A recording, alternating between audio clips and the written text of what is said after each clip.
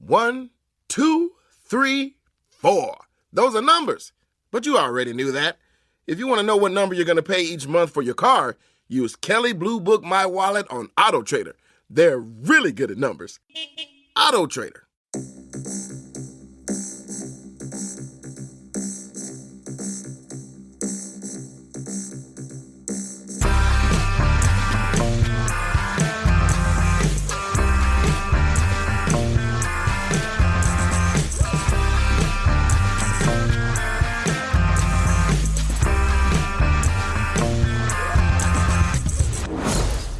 Hello, welcome to Unequal Sequel. Extra!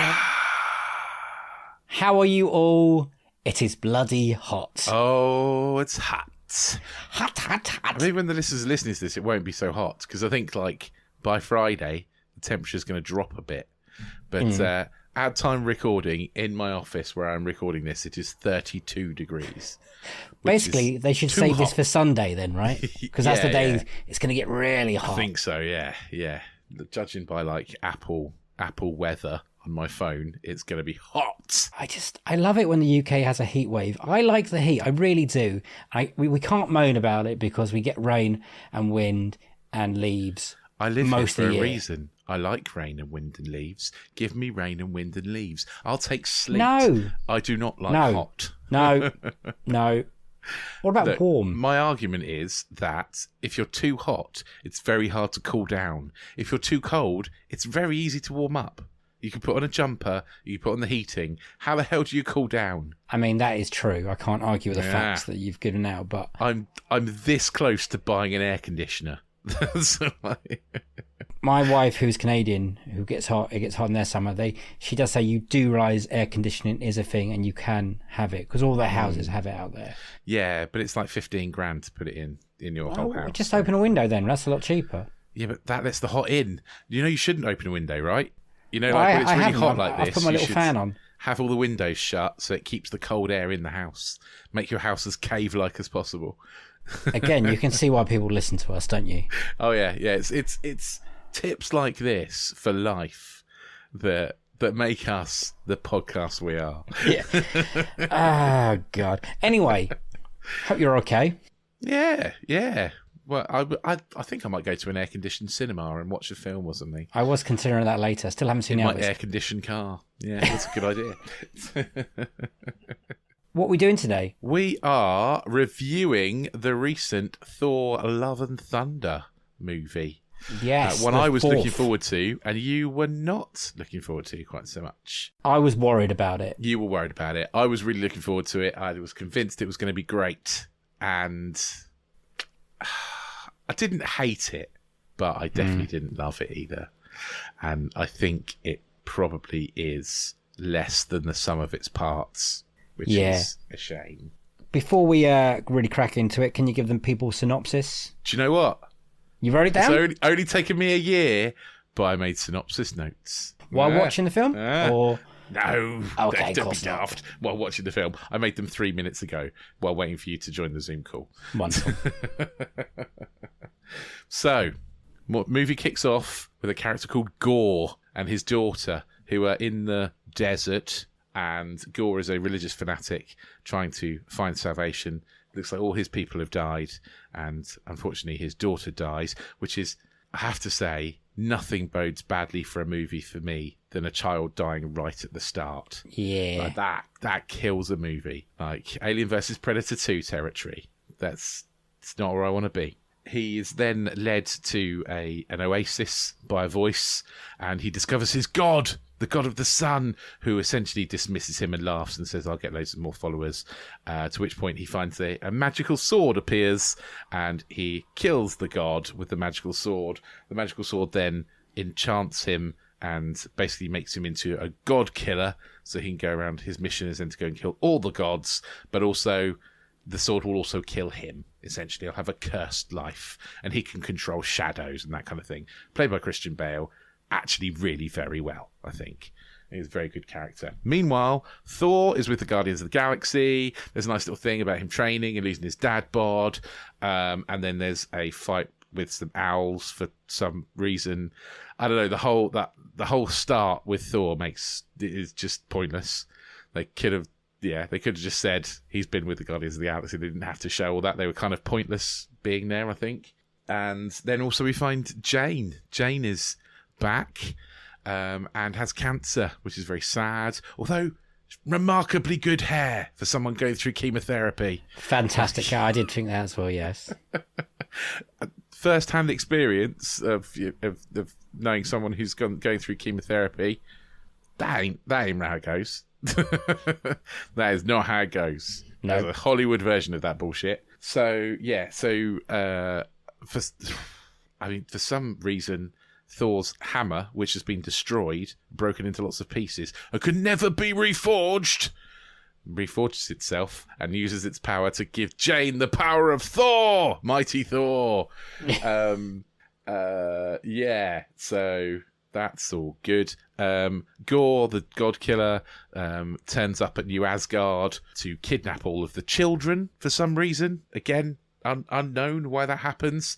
At this point, Thor is made aware of him by Sif, who he has chopped an arm from. Oh, yeah, I forgot about her. Yeah, so Thor turns up to stop him seeing the children, fails miserably, meets Jane, and Gore kidnaps all the children, and they set off on a mission to go and save them via, for some reason, going to not Olympus, but something similar to that, to try and get the help of all the other gods. And we meet Zeus, played by Russell Crowe, doing a very odd Greek accent. Well, yeah, we'll get to that. Do you want to make this a spoiler special podcast? I think we could probably do it without spoilers. Okay. But that would be a challenge. I mean, I've not put any spoilers in the synopsis. I'm not going to go any further than I've done there. No, you did a great job. So no, yeah. I think we should go for it then. Okay. I mean, we'll try and tread carefully. I think a lot of people have seen it.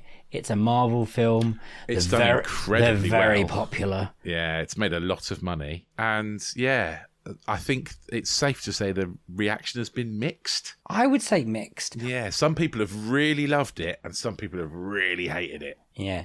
In myself, I feel very mixed about it. Me too. That's good. Because there are bits of it I really liked and there are bits of it that I really didn't like. Yeah, I go into most Marvel films very, full of beans, thinking, yes, Marvel. I'm really excited about Marvel films. They've got a great history. I think the last few films since Endgame have been, let's call it, a little lackluster. Yeah. I think no one was going to complain or say we're wrong there. They've had high point, like good bits in the film, but none of the films have. I think the quite TV shows have been better than the movies. I would say they've hit and miss TV shows. Spider-Man was very good, but that's not completely Marvel, is it? That's and that was relying on property that was there before. So my big worry, and we spoke about it on the W-rated podcast, if I remember right, the interview one. Yeah, that I thought. Taika, great director, Taika Waititi. Am I hopefully saying his name right? Yeah, I think so. He's a great director. He was a great independent filmmaker. He did some great stuff. Boy was very good. What We Did in the Shadows, The Hunt for the Wilder People. Jojo Rabbit, always getting a bit more mainstream at that point. And I think he's leaning too much into his hype, his style, if that makes sense to you. Yeah. Do you think that's people are getting bored of it? Do you think that's what it is? I think I'm one of these people that can't figure out which Thor I like. Do I like Shakespearean Thor or do I like Buddy Thor? And I'm not sure which is which. Until I'd seen this movie, I was like, I like Buddy Thor. I like Ragnarok. Ragnarok is a good movie and I'm happy with that. But I didn't think Buddy Thor worked quite so well in this one. And I don't know why that is. Maybe Mark Ruffalo evens him out a bit or something. That's what I say. It's definitely the people around him. Yeah. Because in Ragnarok, which is a fantastic film, very funny, but also it's quite emotional. He loses his father, he loses his planet kind of thing. But he has Ruffalo to do a lot of the heavy lifting. He has Tom Hiddleston as Loki, again, to bounce off. And Loki's very good. Yes, he's probably used too much now, and the series is very good. The introduction of Valkyrie was very fresh.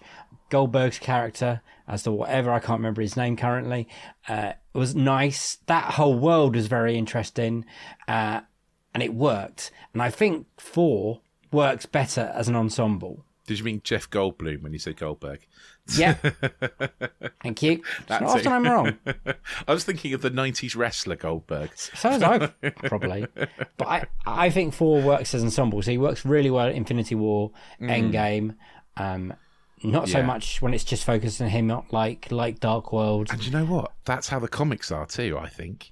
I think Thor works a lot better in the comics as part of the Avengers than he does on his own. But hey, there we are. I think this film is a clear example of that. It was just, it was all over the place. It couldn't quite decide where it wanted to land. Yeah. So when it was funny, it was funny. I did laugh. I did over the 3 last tests, but I didn't feel anyone was in great peril, really. No. Like that. Some of the humour I thought was a bit misplaced. Yes. Like, I just think, like, there's a bit where Christian Bale's character, like, summons up a snake and then rips its head off, and he's like, "Oh, well, you laughed when Thor did it. You cheered when Thor killed, shot Thanos' head off," kind of thing. Like, he's like trying to beat it. I don't know. That didn't work. A lot of it didn't work for me. And yeah, you're right. And I was looking forward to having a proper Dr. Jane Foster character, Mighty Thor, and I don't feel like she really worked very well either. I think she's, again, we've said it before that Natalie Portman gets wasted in the Thor movies, but actually they kind of wasted her again. Like, it's just kind of, she can do so much more, I think what she did great with this film. Oh, and it was nice having her back and doing the action scenes. And I still think her and chemistry with Chris Hemsworth is great. It is, yeah. But it's the balance of the film is completely off. Just the character didn't feel important. I just didn't care. Maybe that's just me. And again, like Valkyrie as well. It's really hard not to care about Valkyrie because I think she's brilliant. But yeah, Tessa Thompson's great. Didn't care. I'm over Chris Hemsworth's buddy Thor. I think. Well, that was quick. Yeah, well, I don't know. It just, like you say, it felt misplaced. Like he almost gets over his depression too quickly. He's depressed, isn't he, when he's with the Guardians of the Galaxy? Like after what's happened with Thanos and losing Asgard and everything's destroyed, and Loki, and he's broken, and then suddenly he's like, I'm fine again. Hey, come on, Korg, let's go on an adventure. I still enjoy Korg. I still enjoy that character. Still enjoy Korg, yeah.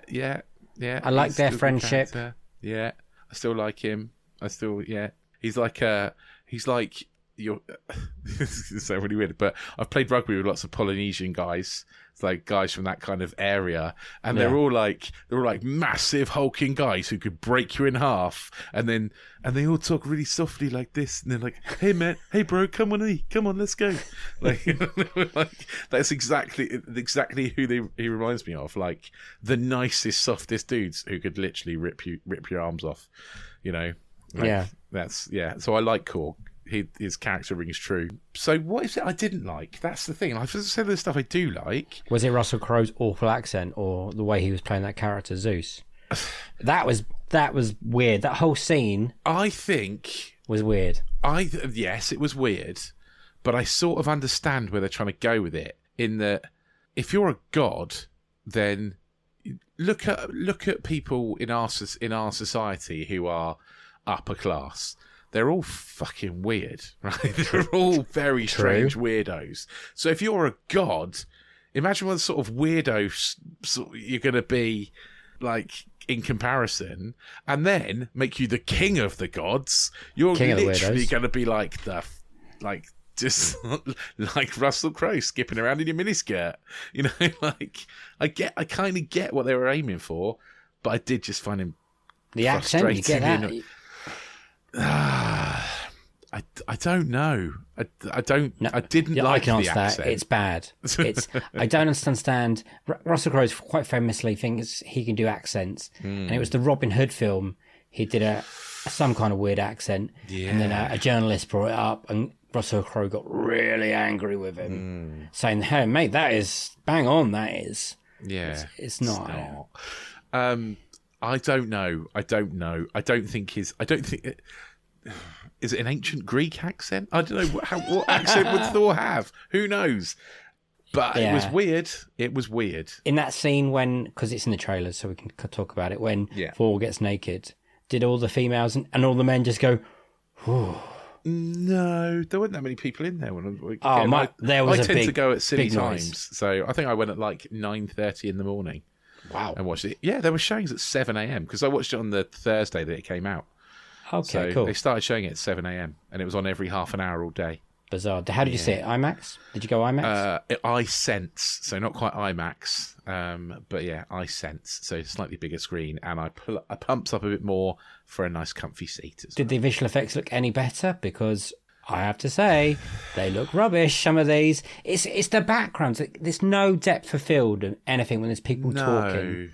No. You can clearly tell when they're on a sound screen.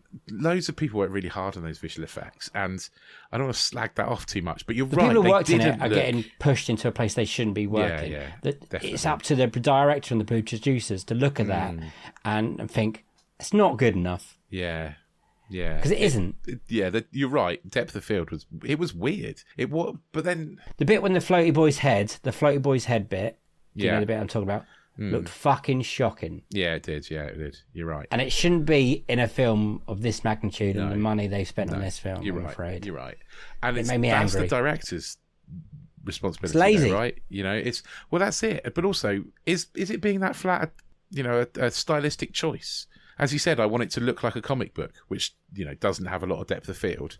No, it shouldn't or is it look just like a comic book. No, it shouldn't. I'm not saying it should. Oh, good. I'm saying, is it a bad choice by the director, or is bad it choice. It's bad a lazy quality? Choice. Yeah, that's what I'm trying to work out. Is it like I deliberately chose it to look like that, or I did that by accident because I was too busy doing other stuff? I think it's a way they're going. It's not just this latest Marvel film. It's been happening recently. And for TV shows, I can kind of let it off because the budget's not as big. But when you're in the fourth entry of a Thor film and he's been in Endgame and Infinity Wars, and they've got room to maneuver and bank on that people will go and see this film because it is the fourth one and all the rest have been hugely successful, then maybe they should take a little bit more care about how they portray those characters and how the film should look. Yeah.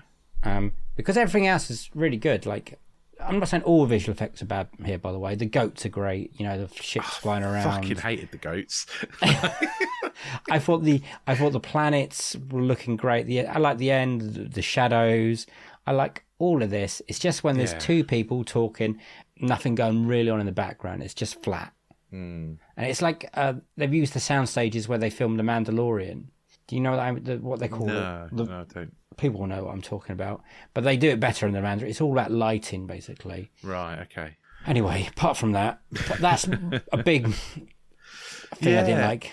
But also the tone. Those two things. The tone is the major problem, isn't it? Is that the tone just doesn't quite work. Is that you can be funny but serious you can be funny and serious. You don't have to be all out silly. And I know I say I know. I'm sure Taika Waititi I'm not going to say it. Yeah, I had a go. I'm sure Taika Waititi He's having another go. Just say Taika. You could cut this out, right? No. Dude, come on. I'll leave my fuck up in. I'm sure Taika knows what he's doing, and I'm sure he's a good director, but he's a fantastic director. It needed heart, and I didn't get the heart of this movie. Do you know what I didn't feel like? I didn't feel like any Kevin Feige fingerprints in this film, like trying to keep control of it, trying to keep it like Marvel-y. But it was fun. I think it was fun. It was definitely fun in places. I definitely had fun in places, but I also found it equally frustrating. So all the time I was like, oh, I'm enjoying this bit. And then the next scene would happen and be like, I really don't like this.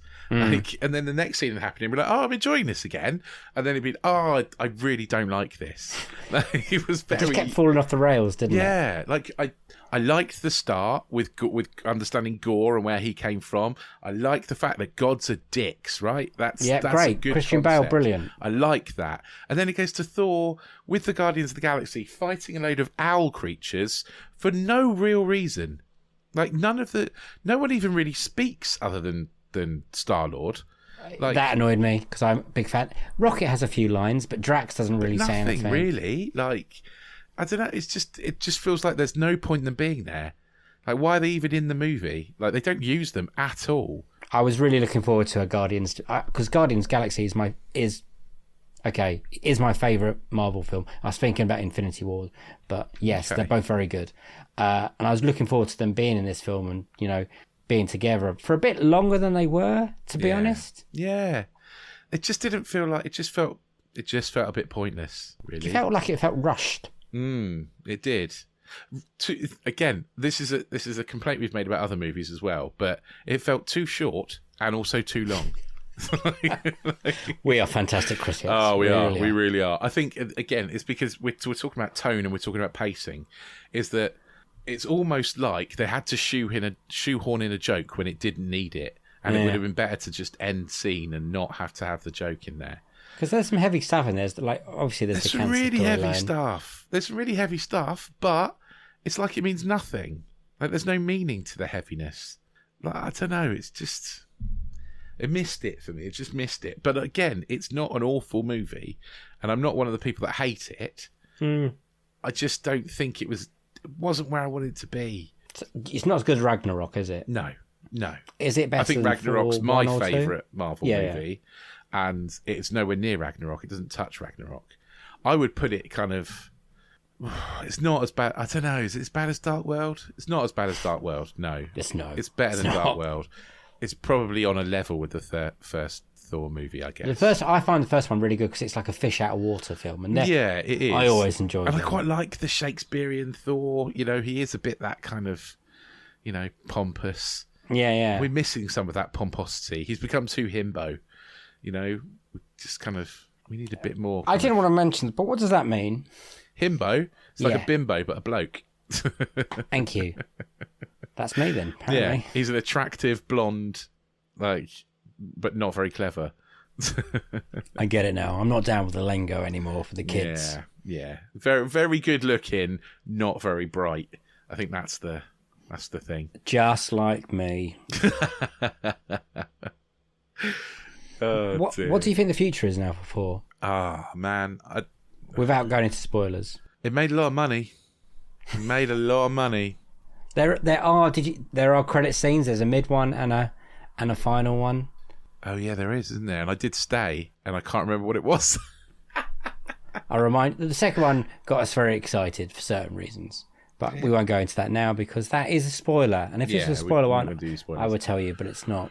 Okay, you tell me afterwards, so I can remember what it was. How would you have like to improve this film then?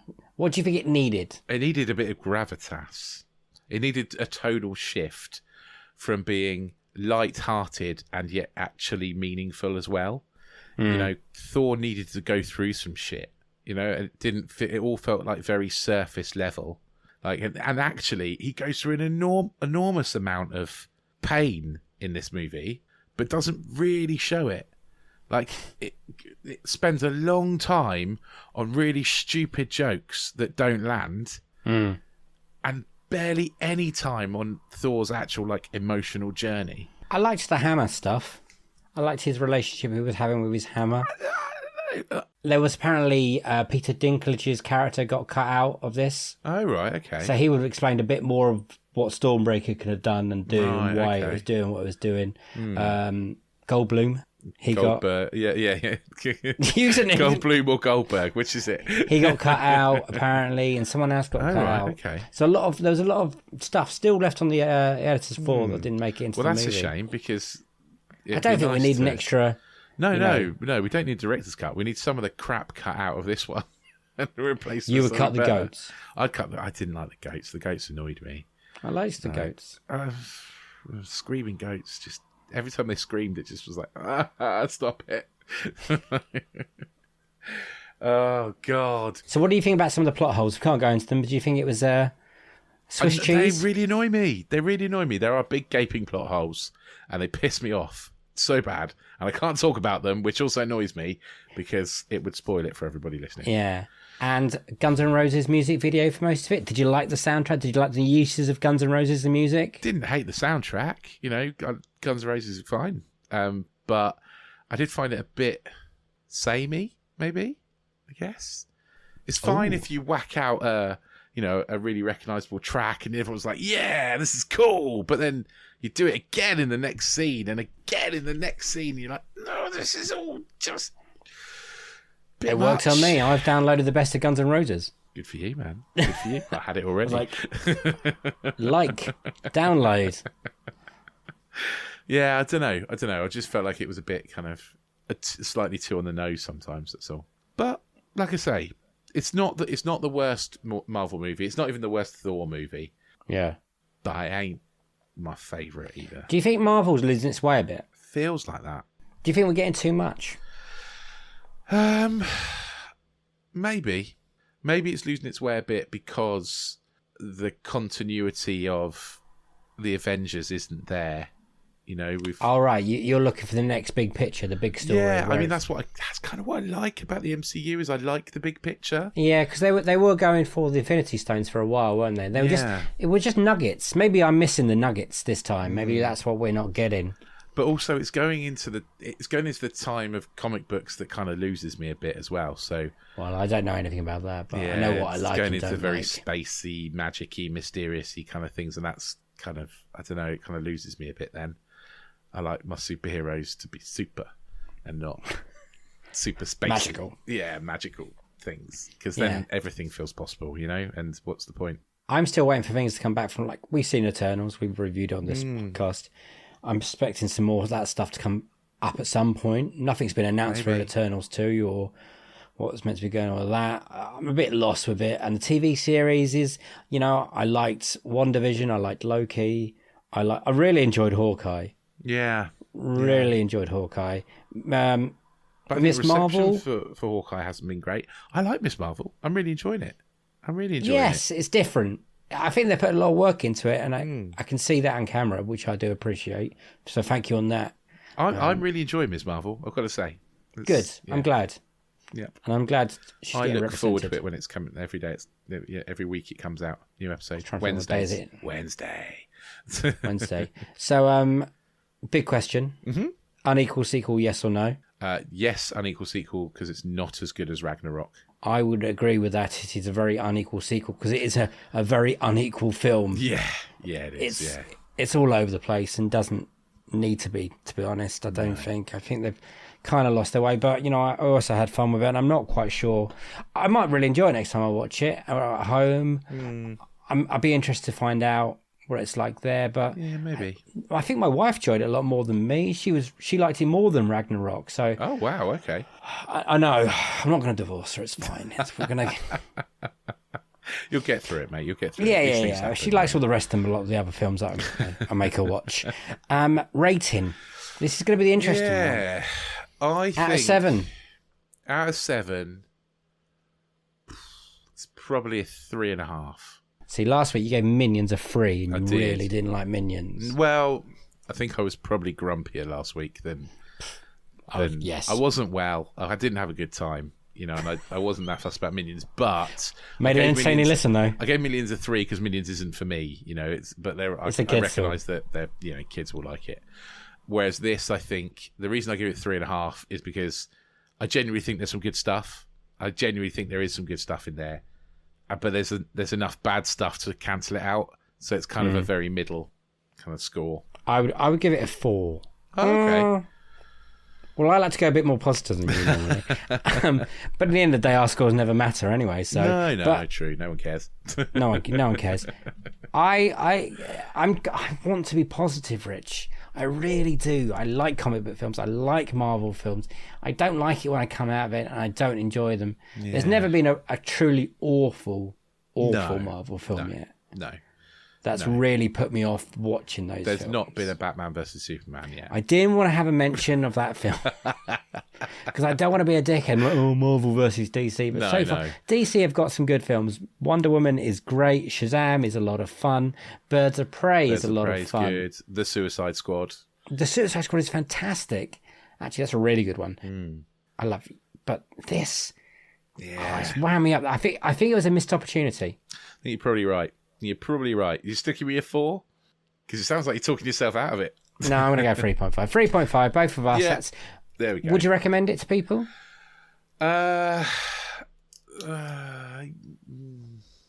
No, probably See, not. I would hesitate a lot, like you just did, go, and then say yes. Oh, okay, all right. So okay, that's my positivity sticking around. fair enough. I would probably say don't go and see it at the cinema. Wait till it comes on Disney Plus. I would say if you're not a fan of Thor or Hemsworth, stay fucking clear. Oh yeah. If or Taika, don't go anywhere near it because it's a very, very Taika movie.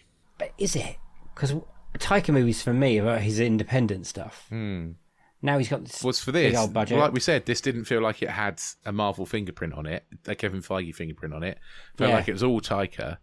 And maybe he's just one of those directors who just does better with smaller budgets. Yeah, maybe he was just having too much fun on set. Yeah, who knows? maybe. I'd love to find out. I'd love to ask him Yeah. if he wants to come on the podcast. Come and chat to us about it. Tell us why we're wrong. We'd love to know. Because we know we are. Sure, I'm sure we are. Because what do we know about anything? Absolutely nothing. But thank you for listening.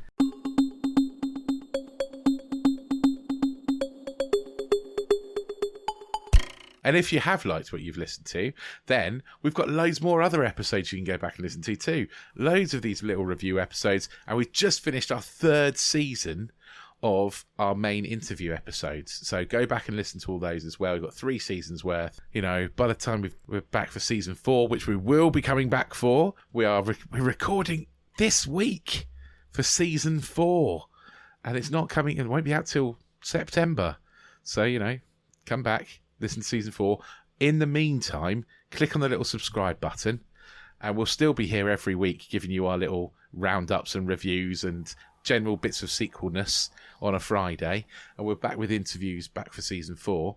And we'll just drop straight into your little inbox and your pod shop of choice. Also, if you want to tell us we're wrong about Thor, Love and Thunder, and you loved it and you think it's the best movie ever, or you hated it and you think it's the worst movie ever and we're far too kind on it, let us know. Get on the social media. We are at Unequal Sequel on Twitter and Instagram. Send us a message. We will read it out on our monthly roundup at the end of the month. You can also send us an email if you want to send us a longer message. Then, unequalsequel@hotmail.com. Absolutely perfect. I've got nothing to mention.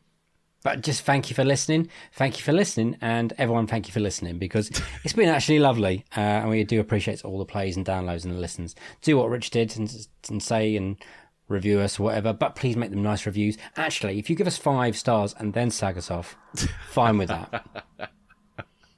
Fine with that. Yeah, not that we're like materialistic for reviews or anything. No, but it does help the podcast get seen annoyingly. True. Yeah. And the word on the street, and that's what's helping us at the moment. So thank you for the people that are giving us little shout outs on social media. We see you and we love you, and thank you for doing that. We really, really appreciate it. We do. I've got nothing else to say, so it's a toodaloo from me. Nice. Thank you. Yeah. And a bye-bye from him. Bye! You stay classy, San Diego.